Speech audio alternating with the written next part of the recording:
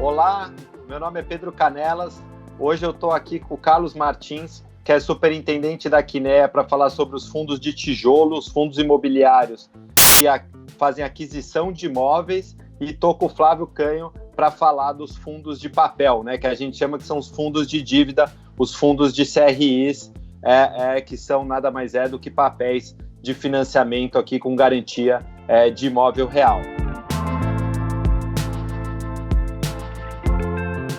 Basicamente, o que a gente viu foi um momento grande de pânico no mercado. Acho que as pessoas perderam um pouco a referência do preço real, seja pela falta de clareza da intensidade da crise, por quanto tempo ela deve demorar.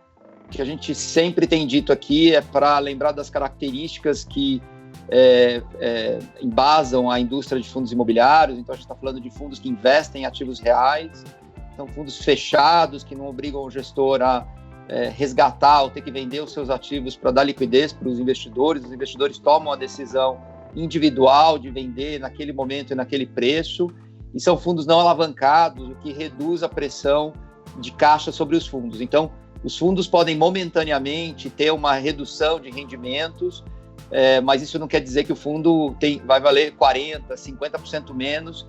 No final do dia, o que importa nos fundos imobiliários é a qualidade dos portfólios, assim, onde estão os imóveis, se são fundos mais concentrados ou mais diversificados. Nesse momento, fundos diversificados são melhores, porque eles não estão sujeitos a setores específicos, a créditos específicos. Então, eu diria assim, acho que a gente está até vendo nos últimos dias uma recuperação do mercado, mas ainda muito aquém do que caiu. A gente tem uma estrutura muito robusta, os ativos reais têm valor, podem momentaneamente ter alguma flutuação nos dividendos e nos aluguéis, mas a gente vai recuperar assim no tempo, mesmo que isso não aconteça no curtíssimo prazo, mas no médio prazo os ativos vão retomar.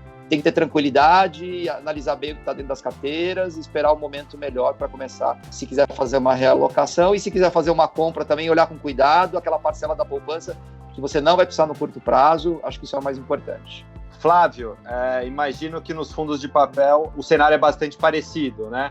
Houve um exagero aqui no secundário que acaba abrindo para algumas oportunidades, né? A gente viu nos fundos de CRI um exagero grande também, assim como nos fundos de tijolo. Então, os fundos de papéis ou fundos de CRI sofreram também uma volatilidade enorme nos últimos dias e precificam um estresse na carteira muito grande, os níveis de preço que foram praticados aí em tela nos últimos dias, né? Não é o cenário que a gente está trabalhando.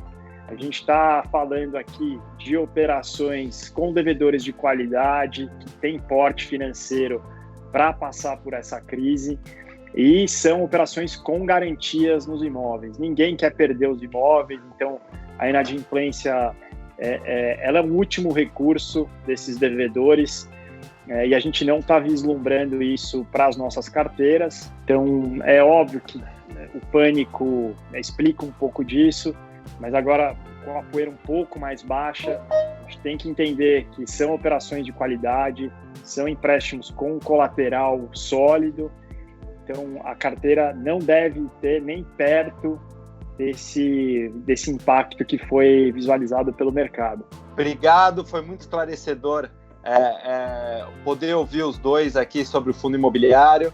Para você que nos assiste, queria agradecer. Se curtiu o vídeo, dá um joinha, se inscreve lá no nosso canal do Itaú Personalité no YouTube. A gente vai estar todos os dias às 5 horas ao vivo falando de diversos assuntos do mercado imobiliário.